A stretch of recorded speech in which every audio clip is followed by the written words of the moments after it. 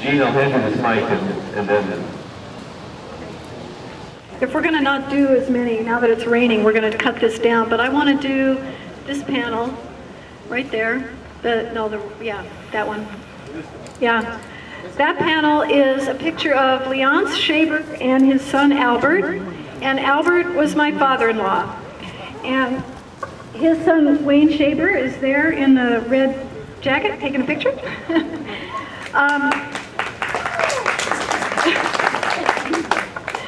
Leonce and his wife Louise came as immigrants from France in the 20s, and they settled out first in Loudon and then later out on the Snake River, and near Eureka. They raised sheep first and then later dryland wheat and cattle.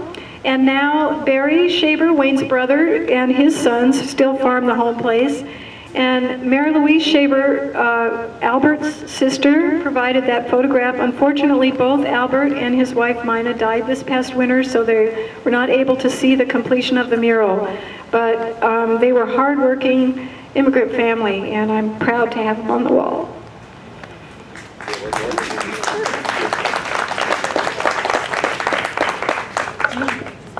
Yep, wait a minute. Okay. Do you have a preference which one I do? Okay. I had something written down about is this one, which is Chikichi Hamada and Hatsutaro Kajita, who were Japanese immigrants, and they were making mochi rice in this picture, which is a traditional food at the Japanese New Year. They pound the rice in that looks like some kind of a box, but they usually do it in a traditional mortar, and there may be a mortar inside that box. And then they form the sticky rice into shapes. The Hamada family was interned at the Heart Mountain Relocation Center in Park County, Wyoming, and nearly 11,000 Japanese citizens and alien internees were housed there. And at the time, one of the Hamada's sons, Chuck, was serving in the U.S. Army. And families leaving internment camps were given $25 per family and a train ticket home. And the Hamadas came here, and they eventually established the successful and long-running Hamada Brothers Nursery and Greenhouse in Walla Walla, and their descendants are still actively farming here. And the Kajitas came here from Mosier, Washington, on VJ Day, Victory in Japan Day, August 14th, 1945, which was the end of World War II.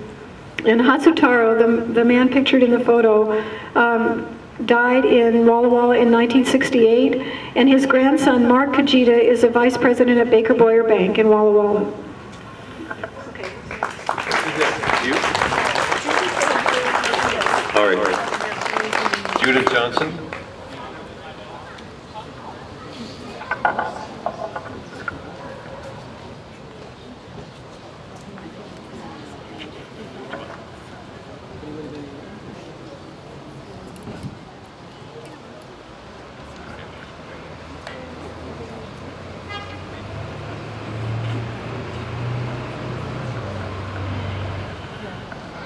This panel portrays the ingredients of Hispanic food prepared in one of the longest family-owned and operated restaurants in Walla Walla, formerly ABC Taco, now Rosita's.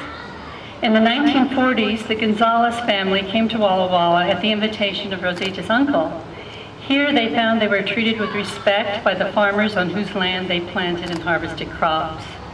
We were treated as human beings, says Rosita's mother, Celia. Rosita's father, Encencio, or Al, a business entrepreneur since childhood when he shined shoes in Texas, was known for always carrying a dime in his ear to have change for a phone call if he needed it. Over time, he purchased, improved, and sold several businesses, allowing him to buy the Tasty Freeze, where the family changed the menu to recipes they had always served at home. Rosita soon joined her parents in the restaurant, where all her children and grandchildren have taken turns working. The Spanish words on the panel, bienvenidos, mean welcome to all, and are exemplified by Rosita's cheery greeting and conversations. The delicious tamales are still made by her 84-year-old mother, Celia.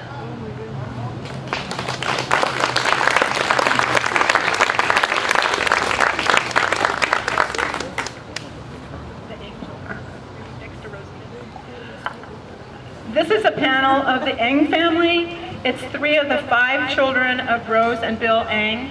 Richard, Ina, and Stanley Eng, taken in the early 1950s, and they're sitting on the steps of the China building. This building was located on 5th and Rose, and it was demolished in 1962. In 1959, the building was bought by Virgil Davin, and lots of people know this building as the Davin Building. But in actuality, it was built by 20 different Chinese shareholders who put up the $20,000 for construction of the 2-story building in 1911. Richard Eng found these original stock certificates in his grandfather Jam's possessions and donated them to Fort Walla Walla Museum. Jam came to America in 1911. He returned to China when he was 24 to marry Wang Chi, and then he returned to America to work and send money home. It wasn't until 1957 that Wang Chi was able to come to Walla Walla. Jam and his son Bill opened the Canton Cafe on Main Street on October 14, 1949, the day before Stanley was born. A hard-working family, Rose worked there after Jam retired, and all the children helped in the restaurant as teenagers in the summer and on weekends. Bill kept the restaurant open until 3 a.m., and Richard has many memories of staying up till the wee hours of the morning. Now I'd like to introduce Hans, and he's going to tell us about the photography of this project. Thanks, Gina. You know, it's interesting how things happen sometimes. Before I even moved to Walla Walla, back in the mid-90s, I heard through Rob that the facade was going to be torn down, and I went and took a picture of it in its original location, which was where, Rob? Alder Street. On Alder Street beside Big Blair Bank. Well, an amazing picture, I thought, at the time, but I promptly forgot about it because I went back to Portland, and anyway, so years later,